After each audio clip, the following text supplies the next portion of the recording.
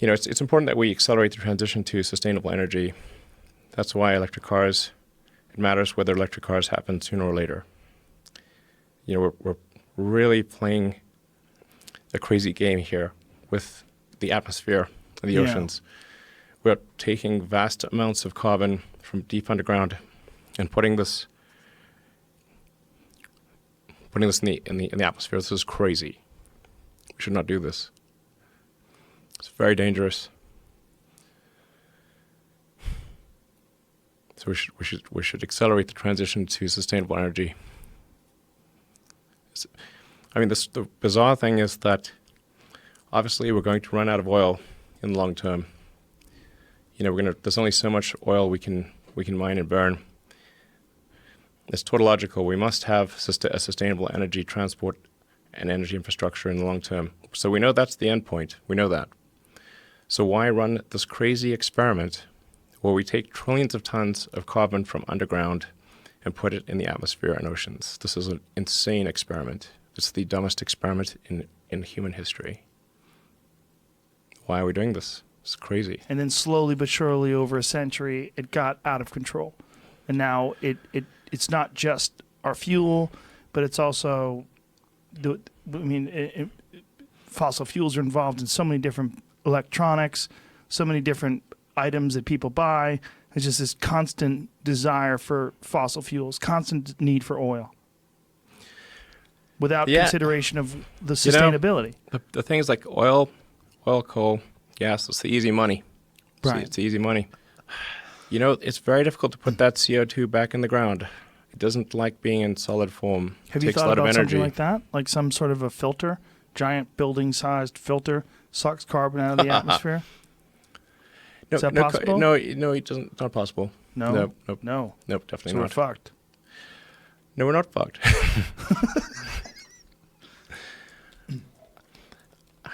This is quite a complex question. Right.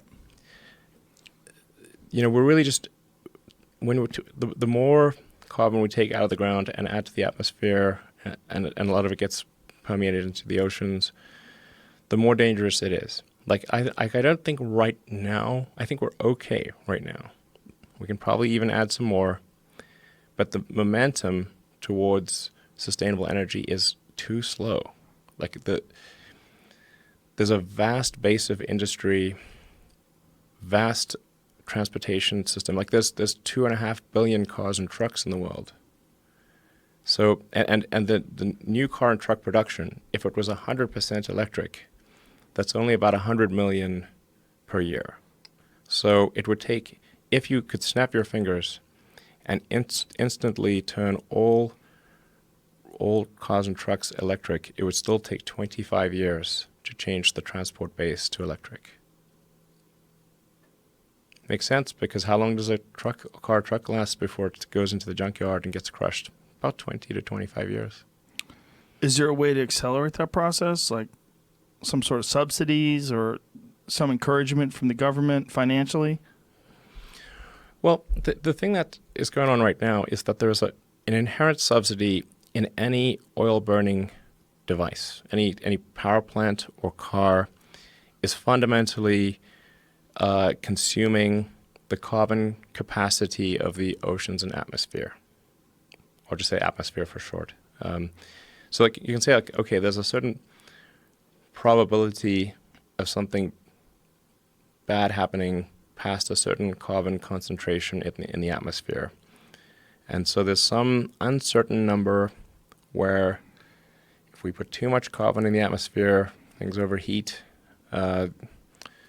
oceans warm up, ice caps melt, ocean real estate becomes a lot less valuable, things are underwater. But it's not clear what that number is. But it's definitely, scientists would all, it's really quite, the scientific consensus is overwhelming. Overwhelming. I don't know any serious scientists, actually literally zero, who don't think that, that we will have quite a serious climate risk. There's fundamentally a subsidy occurring with every fossil fuel burning thing. Power plants, aircraft, car, frankly, even rockets. I mean, rockets use up, they burn fuel. But there's just, with rockets, there's just no other way to get to orbit, unfortunately. So it's the only way. But with cars, there's definitely a better way with electric cars. And to generate the energy, do so with photovoltaics, because we've got a giant thermonuclear reactor in the sky called the sun. It's great. It sort of shows up every day. Very reliable. So if you can generate energy from solar panels, store it with batteries, you can have energy 24 hours a day. But anyway, all fossil fuel powered things have an inherent subsidy, which is their consumption of the carbon capacity of the atmosphere and oceans. So people tend to think of why should electric vehicles have a subsidy? But they're not taking into account that all fossil fuel burning vehicles fundamentally are subsidized by the environmental cost to Earth. But nobody's paying for it. We are going to pay for it, obviously. In the future, we will pay for it. It's just not paid for now.